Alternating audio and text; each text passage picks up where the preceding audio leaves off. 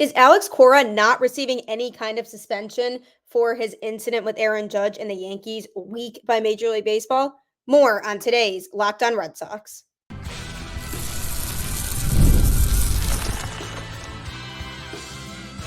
You are Locked On Red Sox, your daily Boston Red Sox podcast.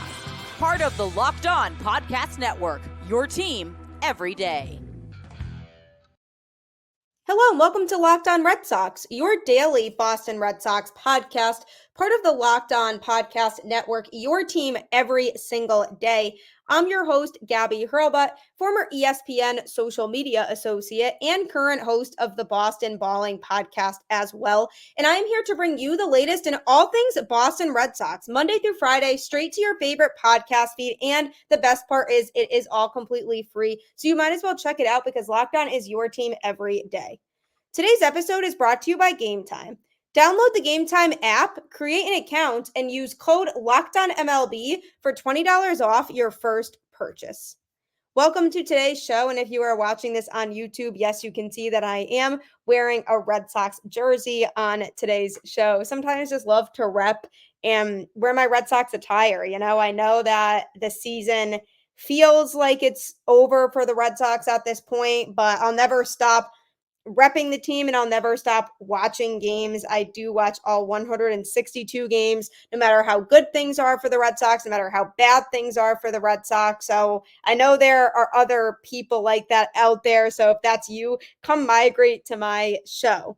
And the more we think about how this season has really unraveled since the All-Star break, the more we've realized how much of a mess this Red Sox team has been.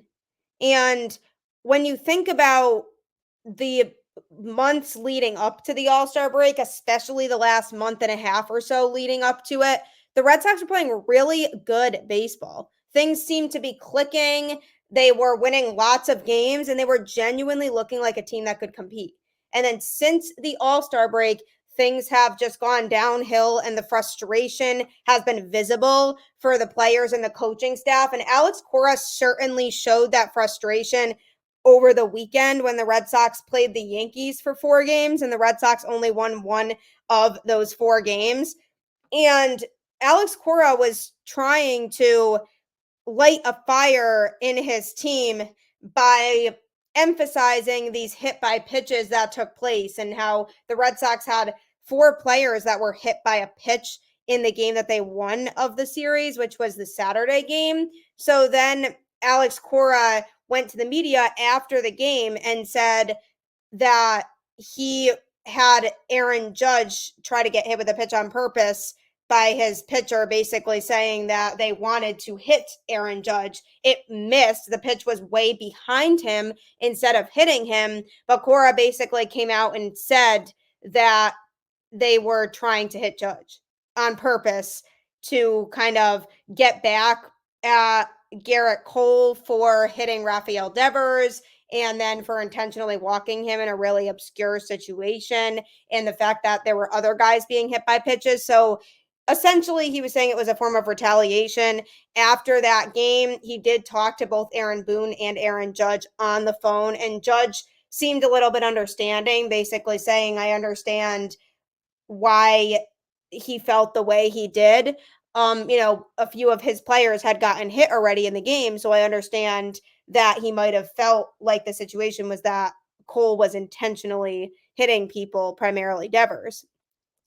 Aaron Boone, on the other hand, was not as understanding and naturally was more defensive over his player, which makes sense.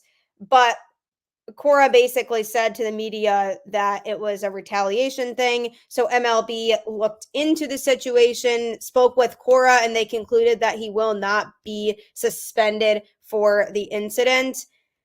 And basically, Brian Bayo, who was pitching at the time, didn't really have much to say on the whole thing. So we weren't really sure exactly what was going through his head in that situation, but he did miss the pitch badly. So I'm sure Cora told him, look, like, let's hit him in retaliation. But Brian Bayo didn't really say anything on the situation. So then the New York Post's Mark Sanchez reported that the MLB was investigating Cora after he said all of this whole thing about how it was a sixth inning chance of retribution. The pitch went behind Judge's legs. The Red Sox ended up winning the game 7-1, but Alex Cora hoped it would spark a fire in his team for moving forward.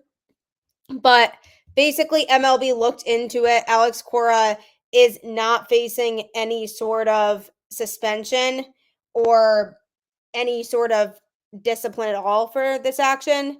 And essentially, people were saying, things like that happen, and sometimes people have to do what they have to do, essentially. But I talked about this a lot on yesterday's show, and I was saying how I do understand where Cora's coming from in terms of what it came across as, but what I don't like is how it was handled. Alex Cora should not have gone to the media openly and said that they were trying to intentionally hit Judge. So that was what I didn't like about the situation. However, I do feel like MLB did its thorough search process of going through it, probably declared that it was nothing major that was worth suspending him over. So the verdict is that he won't face any sort of punishment, because yesterday we didn't really know if there was going to be a punishment or not until this information came about. So they finished their investigation into the whole thing, will not suspend Cora. Cora's good friends with Aaron Boone, so I'm sure that the conversation they had was able to be rehashed in a respectful way. And he also mentioned that he had a really respectable conversation with Aaron Judge as well. So ultimately, do I feel like he should have been suspended? It's hard to say. I mean, it's such a tough situation to navigate, right? I mean, I wouldn't have been surprised if they suspended him for a game or two. And I almost feel like that's what should have happened, to then teach some of the young players a lesson that you have to be careful what you say to the media. Because by not suspending him at all or giving him any sort of punishment for his actions, that's almost sending a message to some of these guys who are younger and haven't been in the league as long, that they can pretty much say whatever and there won't be disciplinary action taken for their actions. And I don't like sending that message to the clubhouse. I think they need to learn to conduct themselves in a professional manner. And obviously, Alex Cora never intended to go about it in a way that was basically throwing him and his entire team under the bus. Like, I don't think he intended for it to send the message that it did, but it just shouldn't have happened at all. Like, he shouldn't have said that's what they were trying to do in general.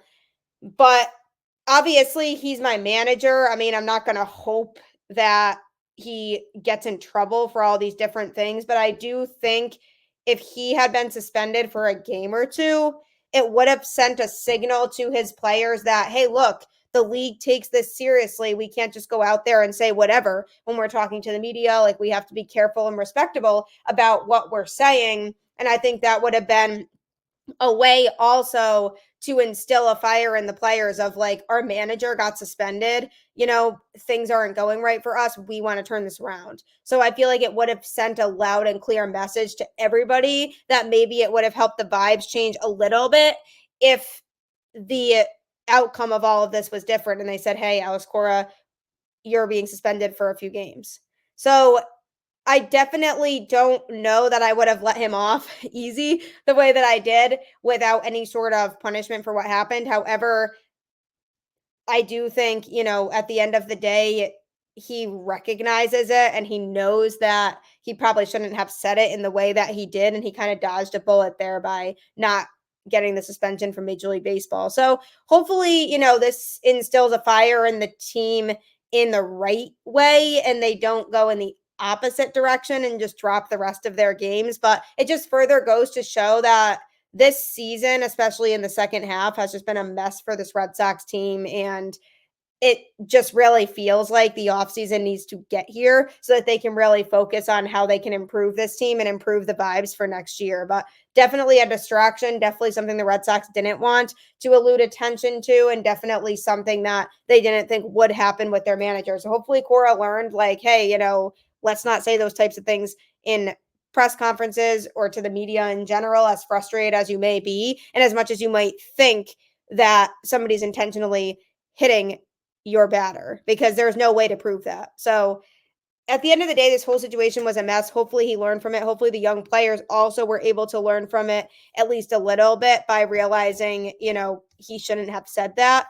So we'll see what happens over this next week and a half or so of games. But coming up, I'm going to be talking about a player who has taken on a tremendous workload this year. Is it time for a break?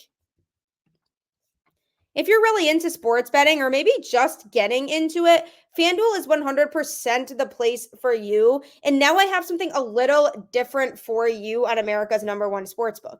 Now through September 22nd, all FanDuel customers can bet $5 and get a 3-week free trial of NFL Sunday Ticket from YouTube and YouTube TV. Then with a YouTube TV base plan, you'll be able to watch every regular season Sunday afternoon out of market game. All you need is a Google account and a current form of payment, and you can cancel anytime. Just visit fanduel.com to download America's #1 sportsbook. That's right, every regular season Sunday afternoon out of market game. You know how many times I'm scrolling through scores and saying, wow, I wish I got that game. So now you won't have that problem anymore if you take advantage of this amazing FanDuel deal for another week or so. So jump on that for sure. Also, if you are looking to score tickets to an event and maybe it's really expensive, you can help solve that problem with GameTime, which is a lot cheaper than other ticketing vendors and offers tickets to countless events all over the place. I love GameTime because it secures that you have a good view from your seat before you purchase the tickets so that you don't get there and you're mad because it's an obstructed view and you can't really see. So they will ensure that you're getting the best view that you can from your seat. And on top of that, the prices for those seats are cheaper than those same seats would be at another ticketing vendor. So it works out really well for the customer. And it also has a new feature called Game Time Picks that makes getting tickets for your favorite live events easier. Game Time Picks filters out the fluff to show you only incredible deals on great seats, so you don't have to waste time searching through thousands of tickets. All you have to do is take the guesswork out of buying tickets with Game Time. Just download the Game Time app, create an account, and use code LOCKEDONMLB for $20 off your first purchase. Terms apply. Again, create an account and redeem code LOCKEDONMLB for $20 off. Download Game Time today. What time is it? Game Time. I've been going to so many more sporting events ever since discovering Game Time because it really helps you save money and is cheaper. So make sure that you utilize it for all of your ticketing needs. As we head into the rest of this series against the Tampa Bay Rays and the Red Sox look to finish off the regular season on a high note, it is going to be a little bit difficult to do that because of all of this Alex Cora drama with Aaron Judge and feeling like Garrett Cole intentionally hit Rafael Devers with a pitch. So then he got Brian Bayo to then hit Garrett Cole, and this whole thing was a mess, and the media talked to him and he said that it was basically a retaliation act, and then MLB investigated it and concluded he doesn't need to have any sort of suspension. So it's been an absolute mess for sure trying to navigate this situation as a Red Sox fan, because part of you is like, well, he's my manager. Like, obviously he didn't mean for it to be that way. I don't want him to miss any games, but on the other side of that, he does need to learn that that's not okay, and you shouldn't be doing or saying those things without having proof that it was on purpose and intentional. So the fact that he's not getting suspended might seem like a bit of a relief, but I do think it kind of sends the wrong message from MLB in terms of the fact that the players can get away with anything that they want. So one problem after another just continues to unfold for this Red Sox team. And one thing that's currently going on right now is that Jarren Duran is getting incredibly fatigued.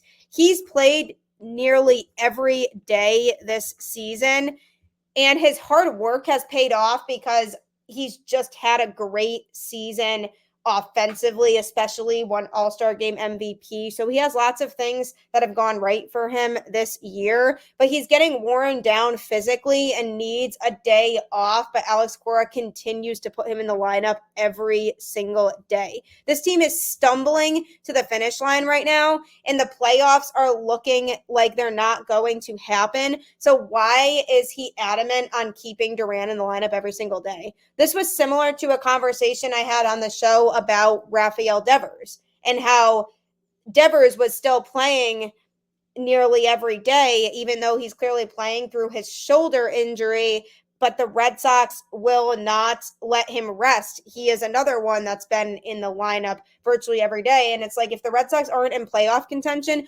why force Devers to play every day? And I feel like that same mindset applies to Jarren Duran, who has just continued to push himself. And he's a fantastic leadoff hitter for this Boston Red Sox team. Like, no doubt about that. But the issue is that the more you push him, the more long-term damage it risks. So if they're forcing him to be in the lineup every single day, that might cause him later on in his career to not be as effective because they are burdening his body physically, and he is tired. And the Red Sox have been playing high intensity baseball for several weeks while they've been stuck in this playoff purgatory, if you will. And the wear and tear is finally getting the best of him now. He's been struggling at the plate in September, and he's likely to be a big part of the future of this team. So wouldn't you want to do things the right way? He has hit just 233 in September with a 525 OPS and only 2 extra base hits. And he has had trouble with stealing bases. I mean, like, he used to steal bases so frequently at a high level, and now it's been really a lot less of opportunities that he has been getting to steal bases. And even when he tries to steal and he gets really good jump, like it's not working out for him. And he got caught stealing easily against the Yankees because he got a really bad jump in one of those games. And you used to know that when Duran was on base, he would likely be stealing, but lately that just hasn't happened for him. And Alex Cora did acknowledge that he's getting worn down physically, but has continued to keep him in the lineup. And Tampa is not the place for players to play when they're getting worn down because it's artificial turf, so it's not really equipped to handle those types of players. So this might be the perfect time for him to take a day off. Like, I get the Red Sox hate when he's not in the lineup because there's not really anybody else who has the same kind of versatility that he does that's in this lineup, but is it really worth the longer term risks? Like, if this team is at the spot they're at now where the playoffs are likely not happening, wouldn't you rather have him rest now than risk him not being available for as many games next year when the Red Sox are trying to be legitimately in the playoff conversation? So that's what doesn't really make sense to me about the fact that he continues to put him in the lineup every single day. I mean, he's clearly been the MVP for the team this year, and he's been playing Gold Glove level defense also, which has been a big thing for this team because his defense was something we weren't sure of going into this year, how productive that would be. So that's why there hasn't been any reason to bench him or give him a day off, because he just does too many things right. But now that he's been playing the way he's been playing in September, and it's very clear that something's bothering him and he's just physically getting tired because of how many games he's been playing, why not let him rest a day or two? And if the Red Sox lose those games, okay, like, you know, what difference does it make? Like, we're likely not making the playoffs anyway. So I feel like this is the time for him to sit. I don't see Alex Cora actually deciding to make that decision until the team is mathematically eliminated from the playoffs, because in his mind, he's like, we aren't mathematically eliminated yet, so we can still make it. So why would I throw this all in the towel? Which I do respect. Like, I respect that mentality of, I don't want to give up yet because we could still be in the mix. And he doesn't want to send the wrong message to his players of, you know, it's not worth it anymore because we are no longer a team that genuinely could make the playoffs. So I do respect that mindset, and he doesn't want to give up on his guys. And he's worried that by giving Duran some rest days when he's been playing basically every day this entire season could send the wrong message out of, oh, our manager's checked out now. He doesn't believe in us, even though we're not mathematically eliminated. He basically sees us as good as done with the season. So I do understand that perspective in terms of saying we need to keep him in the lineup every day because we need to keep things as normal as we can to keep these guys going and hopefully spark a big win streak. So I do get it from that standpoint, but on the other side of it, how worth it is it? And do you really want to take those kinds of risks? Jarren Duran also wants to be playing. That's another big factor in this whole thing too, is like it bothers him when he misses games. And that's a big thing here too, is I don't think he would be disappointed if Cora decides to keep him in the lineup every day for the rest of the season, or at least until the numbers say the Red Sox can't make the playoffs anymore. I think Duran likes playing every day, and even if he's feeling some fatigue, he'd rather play through it than not be on the field. So that's another thing too, is it goes back to Alex Cora's whole trust thing that he has, where he trusts his players a lot and sometimes over trusts them and doesn't want to create this relationship with Duran where Cora's saying, sorry, like I know you want to play, but too bad. Cora really doesn't want to be like that, and he wants to keep that respect level and trust level among the players and maintain that good relationship with them, which again, I respect that because that's something that really helps Cora stand out as a manager, is his ability to connect with the players. But it's going to be a really bad look on him as well as Red Sox management / ownership if Jarren Duran is in the lineup every single day, and then next year we find that he has to miss half the season with an injury because his body was physically taxed too much during the course of this season. And with this season and how it's gone, like I'm looking at next year as a playoff season. Like they have no choice but to have a big offseason this year, like I've said before, and make next year's team a contending team. So I'm thinking about this as if the Red Sox are going to compete next year. And if they're going to compete next year, they're going to need Duran at his best at the top of the lineup to be going back out there, stealing bases, playing really good defense, and working his bat. If they don't have that, it's going to be hard for them to contend because he's such a threat in multiple capacities that he puts opposing pitchers on edge. And that's something that could help the Red Sox be really successful. So I'd like Cora to give Duran a rest day here and there as these regular season games start to wind down, because I do think the rest is going to be very beneficial for him. And if he's upset about it, it's just one game of a rest, and then you can put him right back into the lineup. But it's crazy how much of a difference one day can truly make. So I hope that Alex Cora realizes that and decides, oh, he deserves a break. Let's give it to him. Speaking of breaks, a couple guys who have been on a break because they have been injured are rumored to be starting some rehab assignments. So that's coming up next. For a lot of people that like collecting cards, the idea of spending $2,000 or more on a Luka, Ellie, or Mahomes rookie card isn't just in the cards. I love collecting, but that's some serious money to drop. Thanks to slab packs from arenaclub.com, now it's possible to score gem mints for a fraction of their retail price. Every card that I listed was hit from last week's Arena Club slab pack drop. Arena Club is the only repack that provides real value, a complete view of all possible cards, and clear hit rates for each one.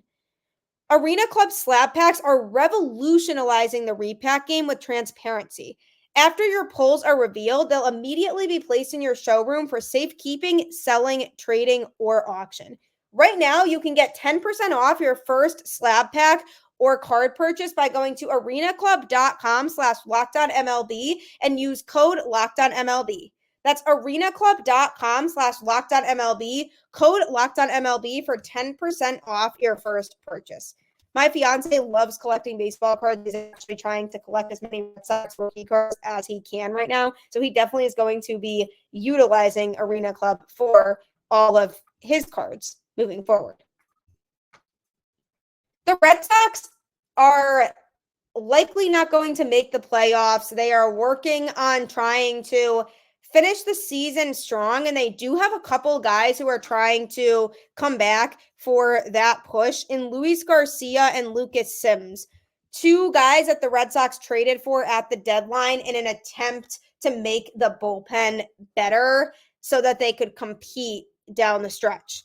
And obviously that hasn't panned out for them because both guys were not performing up to par when they were here, and then they both got injured and ended up on the IL. So that created another sense of, wow, this was a failure of a trade deadline for the Red Sox. So there's a lot of question marks surrounding this decision of why they're trying to get back to the major league team, because with the Red Sox playoff chances virtually over, you would think that they wouldn't want to rush back, but it seems like they're trying to capitalize. And Alex Cora did confirm that both Luis Garcia and Lucas Sims are beginning rehab assignments with AAA Worcester. Garcia was acquired from the Angels at the trade deadline for a package of prospects that included Matthew Lugo, Nico Cavadas, Ryan Zefferhan, and Jefferson Vargas. 37 years old, appeared in 11 games for the Red Sox, posting a 10.32 ERA before landing on the injured list back in August with elbow inflammation. And then Lucas Sims was also acquired at the deadline in a deal with the Cincinnati Reds for 19-year-old pitching prospect Ovis Portis. He's 30 years old, posted an 8.10 ERA in his 11 outings for Boston before landing on the injured list with a lat strain last month. So both of them were putting up pretty rough numbers when they were pitching with the Red Sox, and both are set to hit free agency this offseason. And with the Red Sox nearly eliminated right now from postseason contention, it's tough to know why the duo is trying to come back now. But I do wonder if it's because they're trying to earn a job in the Red Sox bullpen next year. Maybe they're worried about not being able to sign elsewhere because of the fact that they both weren't performing up to expectations when they first were traded to the Red Sox, and they were struggling significantly out of the pen. So maybe they feel like if they come back now for these last 11 games or so of the regular season, maybe they feel that they could make a push and turn things around and have a really solid couple weeks back to where they either draw interest from other teams or the Red Sox decide that they could be useful for 2025, so they bring them back. Those are the only reasons I could think of as to why they would want to come back now. I feel like it has less to do with playoffs, just because of the fact that it seemingly becomes less and less likely that the Red Sox are going to make the playoffs with just how little time they have left in the season and the ground they would have to make up. So I don't think it's playoff driven for these guys to want to come back. I think they know that they just haven't performed as a team, and those two were a big reason for them not performing right after the All-Star break, and they were a big reason for the bullpen collapse. So maybe they feel like, well, I'm getting a little bit older. I didn't pitch well before going on the IL, so now I've left a sour taste in people's mouths. So if I don't go back out there and pitch this year, I might not end up with a contract of any kind next year. And if the Red Sox want to allow them to come back and pitch, sure, fine. I'm not opposed to doing that. I don't have an issue with that because of the fact that they don't really have much to lose at this point. Like, they could give some of the other relievers a rest because they'll have two arms back that could be worked into that bullpen rotation.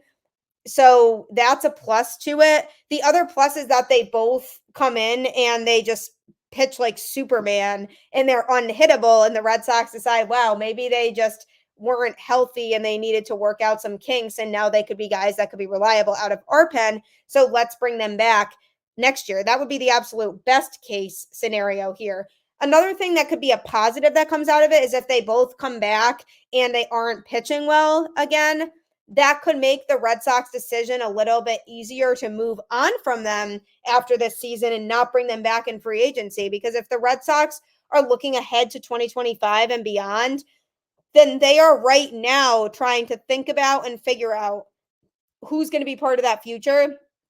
And when it comes to the pitching, you take Garcia and Sims, two guys who are going to be free agents, and say, well, if they're not pitching well, then they're not going to be part of the future. They're not going to make our team better. So why should we keep them? So I feel like it would almost clarify things for the Red Sox a little bit more, which is why I don't see the Red Sox giving pushback when they feel like they're ready to come back to the major league team. I think the Red Sox will end up seeing it as a nothing to lose type of situation. And it'll come to the point where they'll just say, yeah, we might as well give them a shot and see how they do in this last week and a half of the season. And if they come out, they have a couple outings each and they're really solid, then good for them. Then maybe that gives teams hope that they can sign somewhere in the offseason, or it has the Red Sox in their heads saying, should we take the gamble that what we got in these couple outings are what we're going to get moving forward? Or should we not take the gamble and just say, it was just because they were fresh off an injury and they were motivated and they'll struggle like they did more when we first saw them here after the trade deadline. And those are the pitchers that they are. So we shouldn't re-sign them. So lots of questions that need to be answered with those two, and really just with this Red Sox team in general as they look to navigate through the offseason, what that's going to look like, who they're going to bring back, who's going to be part of the future, who's not. So lots of things that we're going to be looking at here in different storylines surrounding this Red Sox team as the offseason does get underway, and the Red Sox need to have a very active and busy winter. But we'll see what Alex Cora says about Garcia and Sims. I'm unsure about the timeline of how many outings they plan to make in AAA. It's probably just a play it by ear, day by day thing. If they both make one outing and they feel really good, maybe they make a second one just to be sure that everything is good. Or maybe they don't do that and maybe they just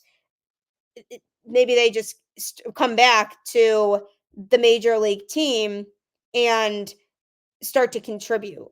So we'll see what happens with that. And I don't know if it's their decision to make or not, but I feel like Alex Cora would welcome them back if they do come back in the last week or so, because he definitely needs the arms out of the pen. So having these two could be beneficial from that standpoint and from a rest standpoint and a workload standpoint for his other relievers. So we'll see what goes on with that, but feel free to check out Locked On MLB after this show. I do appreciate you making Locked On Red Sox your first listen today. Host Paul Sullivan, aka Sully, is here on Locked On MLB to give you the latest in everything going on across the league, and you can find his show wherever you listen to podcasts. So make sure you check that out next. As always, keep the faith, go Red Sox, and I will catch you on the flip side.